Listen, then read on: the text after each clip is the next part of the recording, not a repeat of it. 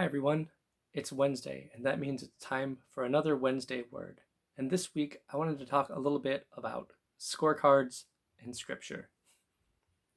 Those two things might not seem like they relate too much, but hopefully by the end, the connection will make sense.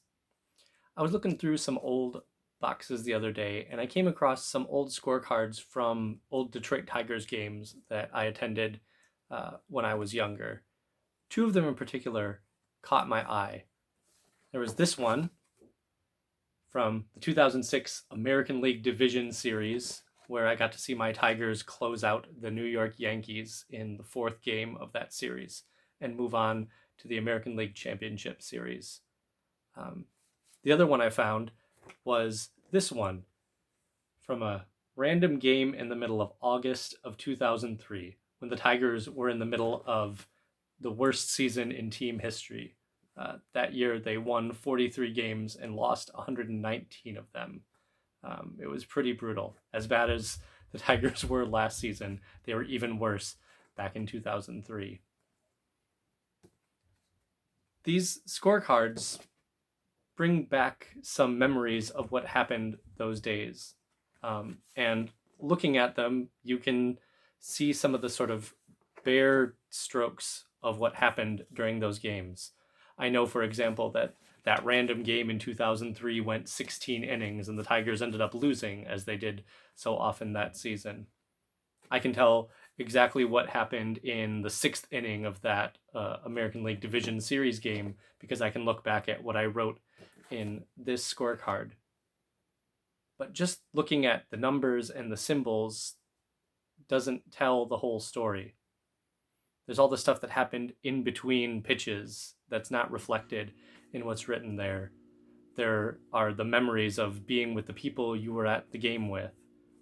There's so much that's not captured in the words and the symbols that are on those scorecards. And as importantly as we regard Scripture, as important as it is to us, and I think rightly, in a way, Scripture is sort of similar.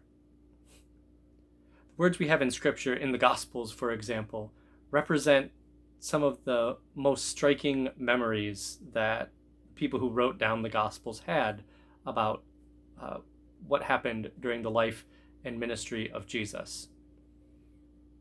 Most scholars think that the people who wrote down the Gospels weren't themselves eyewitnesses, and so at best they were recording the memories of people who had been there, telling them secondhand what it had been like when Jesus walked the earth.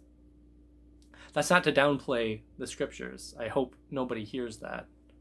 But to suggest that what we have in Scripture is a sort of, it's a summary of a longer, fuller ministry that can't possibly be contained in the pages of a book.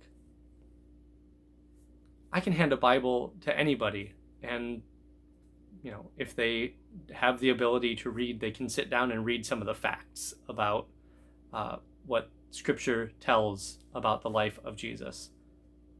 But what really makes the Scriptures come alive is the interaction between people reading those stories together, in the conversation that we have that attempts to fill in some of the gaps, to figure out what it is that Jesus or the disciples might have been thinking, to put that story that we might be reading in a broader context. It's in reading in community. It's in being together and sharing these stories and having conversation around them that Scripture finds its true meaning. It's similar to these scorecards. I could hand one of these to any of you, and if you know how to read a baseball scorecard, you could figure out the mechanics of how the game went. But you don't know what the emotions of being at that game in October of 2006 felt like. Watching the Tigers go to the American League Championship Series for the first time in my lifetime. Being with other people who had been similarly starved for watching the Tigers have any sort of success, because we were also the kind of people who'd sat through that 119 loss season just 3 years earlier. All of that context, the interaction between those of us who were there, all of that makes the story of those games and those seasons come alive in a way that just looking at the page can't ever hope to achieve.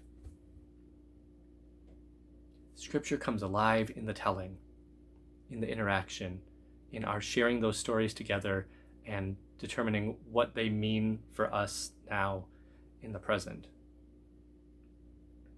So if you have a practice of reading Scripture, and sometimes it seems dull or it seems like you're doing it just because you're supposed to, I encourage you to engage in some of that Scripture reading alongside somebody else. Call up a friend and decide to read a passage of Scripture together and have some conversation about it. You could maybe do that in a small group if you can figure out a way to do that safely. One of the things I love about teaching Bible studies at church is the conversation, because the point of studying Scripture is not just to impart knowledge to other people, but for all of us to mutually grow by sharing the stories about Jesus, or the letters of Paul, or the stories from the First Testament that tell about God's history with God's people, and then finding out how those stories continue to speak into our present.